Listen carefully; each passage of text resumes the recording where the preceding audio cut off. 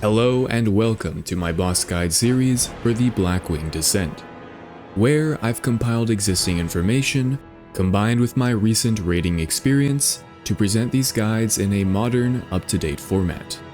Before we get started, if you find this guide helpful, consider dropping a like, subscribing, and sharing this video with a friend. Otherwise, thanks for watching, I hope you enjoy. Maloriak is one of 3 bosses that become available after the first 2 bosses in Blackwing Descent have been defeated. This fight has 2 phases with several smaller sub-phases. You'll need 3 tanks, 5 to 7 healers, and the rest DPS. In Phase 1, Maloriak will throw vials into his cauldron, inducing various sub-phases. Before we get into these effects, however, let's first cover the abilities he'll use regardless of which vial is thrown in. Arcane Storm. Maloriak channels an Arcane Storm, dealing large, raid-wide arcane damage. This ability can and should be interrupted. Release Aberrations. Maloriak releases 3 adds that will come to his aid. This cast can also be interrupted, but we actually don't want to interrupt it. More on that later. And Remedy. Maloriak basically hots himself. Just be sure to dispel or purge it when applied. With that out of the way, let's talk about these sub-phases. The first vial Maloriak throws in will be either a red or blue one, with each phase lasting 40 seconds. When a red vial is thrown in, Maloriak gains the following abilities. Scorching Blast. Maloriak breathes fire, inflicting massive fire damage divided among all targets in a cone in front of him. Players will need to stack in front of the boss to soak this damage. Consuming Flames. Maloriak debuffs a random player, causing them to take fire damage per second for 10 seconds, and any magic damage taken by the debuffed player increases the damage consuming magic deals. Thus, any players targeted by this debuff should move to the side to avoid being hit by Scorching Blast. When a blue vial is thrown in, Maloriak gains access to the following. Biting Chill. Maloriak targets a random player with a Ring of Frost, inflicting frost damage to them and anyone within 3 yards for 10 seconds. And Flash Freeze.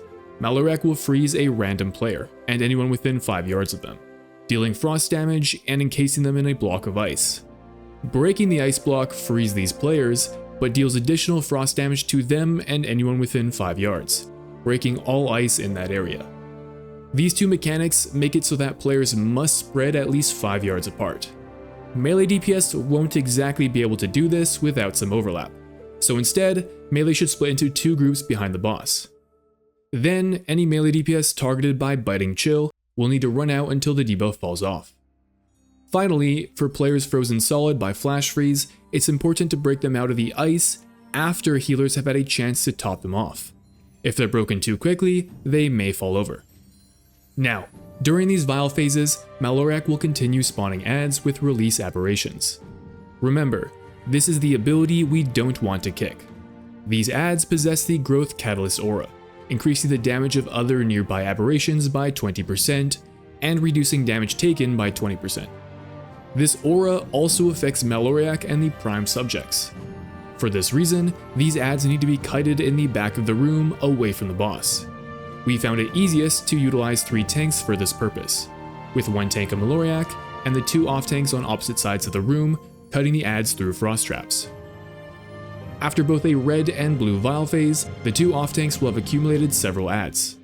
Maloriak will then toss in a green vial that explodes, knocking him to the back of the room. Have your off-tanks meet in the middle with the raid on top of Maloriak. This is because debilitating slime gets applied to everything in the room.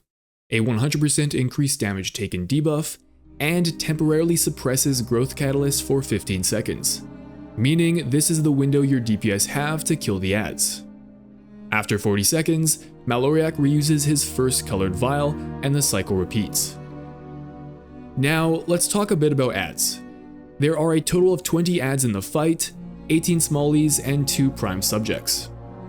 I mentioned before, but it's best not to interrupt Release Aberrations. This is because when Maloriak reaches 25% health and enters Phase 2, he releases all remaining adds at once. So, for example, had we interrupt every prior cast, all 20 adds would be released at once and very quickly overwhelm the raid.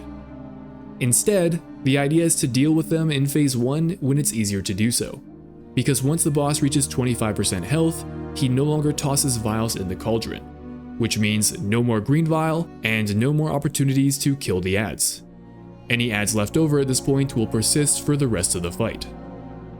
As an aside, take the "don't interrupt release aberrations" rule with a grain of salt. The idea is to avoid interrupting it so we can kill as many as possible during the green phase. But depending on your raid's DPS, or if your tanks are having a difficult time managing the adds, some raids may choose to interrupt a few casts, which is totally fine.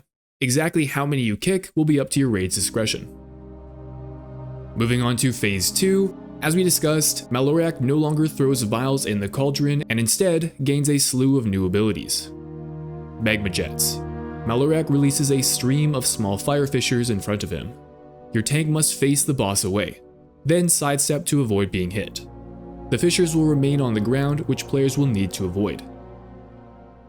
Absolute Zero. Maloriak summons a sphere of ice.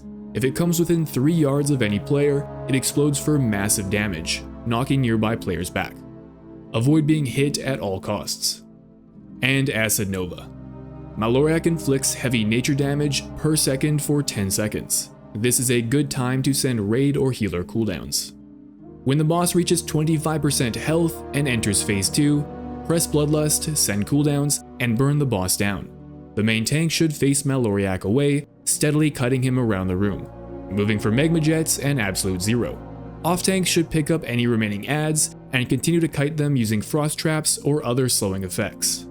Then healers be sure to send cooldowns during Acid Nova. Manage all of that and the boss should go down. On heroic difficulty, Maloriak gains a new colored file in phase 1 that he will always begin the fight with, this type being Dark Magic, during which, for 90 seconds, adds will spew out of the cauldron and cast Dark Sludge, spawning puddles at random players' feet that deal shadow damage every half second. Thus, DPS will need to focus the adds down while one or both off tanks pick them up. During this time, the main tank will face the boss away from the raid.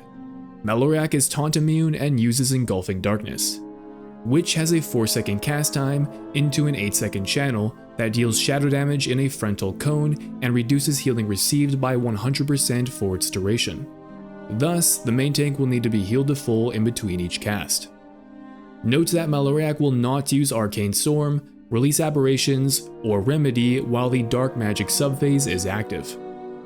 Once all adds are dead, DPS can swap back to the boss for the remainder of the 90 seconds.